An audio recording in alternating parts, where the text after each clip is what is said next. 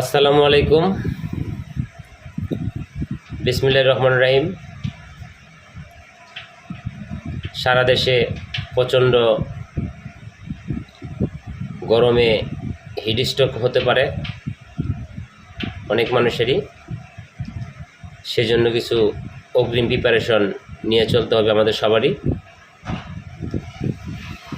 প্রথমত হিটস্ট্রোকের লক্ষণগুলো হচ্ছে বমি বমি ভাব, বমি হওয়া, শরীরের তাপমাত্রা অত্যাধিক বেড়ে যাওয়া, প্রস্রাব কমে যাওয়া বা জ্বালাপোড়া করা, ঘামতে ঘামতে এক পর্যায়ে ঘাম থেকে গিয়ে তো গরম ও লালচে হয়ে যাওয়া, প্রচণ্ড মাথা ব্যথা, অস্বাভাবিক আচরণ, অজ্ঞান হয়ে পড়া, এগুলি হচ্ছে হিটস্ট্রোকের লক্ষণগুলো। আর হিটস্ট্রোক হলে করণীয়, রোগীকে দ্রুত ঠান্ডা স্থানে নিয়ে বাতাস করুন অথবা ফ্যানের নিচে রাখুন। সারা গায়ে ঠান্ডা পানি ছিটিয়ে দিন। কাপড় বা গামছা ভিজিয়ে বরফ মুড়ে শরীর মুছে দিন। ভেজা কাপড় দিয়ে ঘাড়, বগল ও কুচকি দিয়ে মুছে দিন। ঠান্ডা পানীয় শরবত পান করতে দিন। লেবুর শরবত খাওয়ান। দু একটি ওরস্যালাইন মেশানো পানি খাওয়াতে পারেন। রোগী যদি বেশি মাত্রা দুর্বল হয়ে পড়ে, রোগী জ্ঞান হারিয়ে ফেলে, দ্রুত নিকটস্থ হাসপাতালে নিয়ে যান। প্রচণ্ড গরমে পথচারী যাত্রীরা অনেক সময় ফুটপাতের খোলা খাবার, বিশেষ করে শরবত, ফলের রস ইত্যাদি পানি পান করে থাকেন, যা অত্যন্ত ঝুঁকিপূর্ণ। এসব খাবার থেকে বিরত থাকতে হবে এবং এই খোলা খাবার থেকে অতিরিক্ত গরমের দেশে ডায়রিয়া দেখা দেয়। নিরাপদ খাদ্য তৈরি, সংরক্ষণ, পরিবেশন এবং গ্রহণ ডায়রিয়া প্রতিরোধের অন্যতম উপায়। ডায়রিয়া হলো ঘন ঘন খাবার, স্যালাইন ও অন্যান্য তরল খাবার খাওয়া উচিত।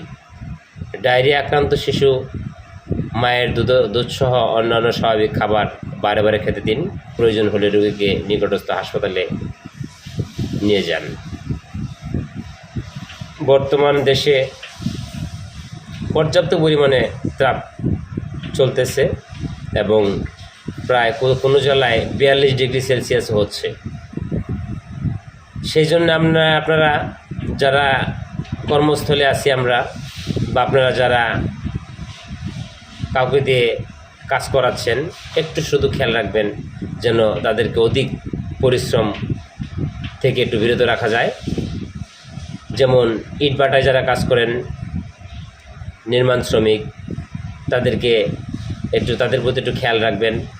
তারা কাজের ফাঁকে ফাঁকে যেন একটু রিল্যাক্স, একটু রেস্টে থাকতে পারে এবং দু একটা ওরস্যালাইনের পানি খেতে পারে, 1 গ্লাস করে শরবত খেতে পারে। মাঝে মাঝে গামছা বা কাপড় ভিজিয়ে শরীরটা মুছে নিতে পারেন।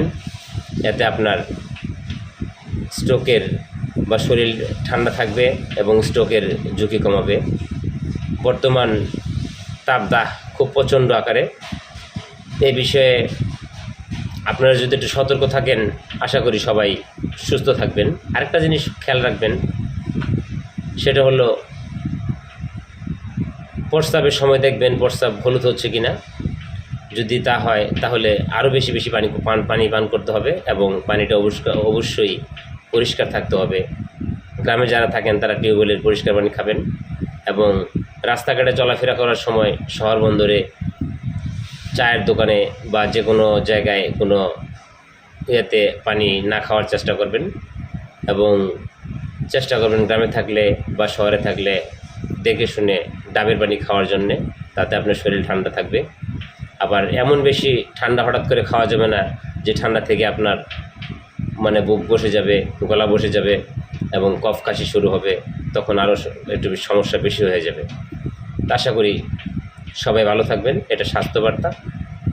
আপনাদেরকে এই পরামর্শটুকু আপনারা জানেন, তারপরে যদি একটু নিয়ম পালন করে চলেন, আশা করি আল্লাহর রহমতে সবাই ভালো থাকবেন। এটাই আমার আপনাদের কাছে বলার। ভালো লাগলে জিনিসটি একটু খেয়াল রাখবেন। আজকে এ পর্যন্তই। আসসালামু আলাইকুম।